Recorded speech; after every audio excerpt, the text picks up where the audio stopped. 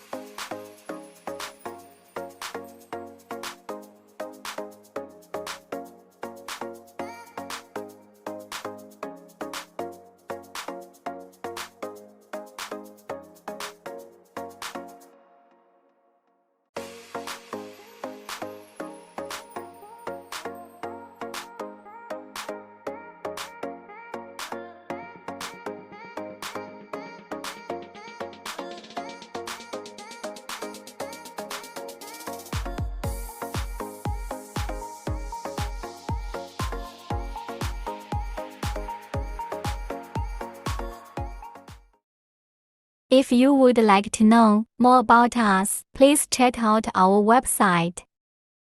For more information of TOTIME tools,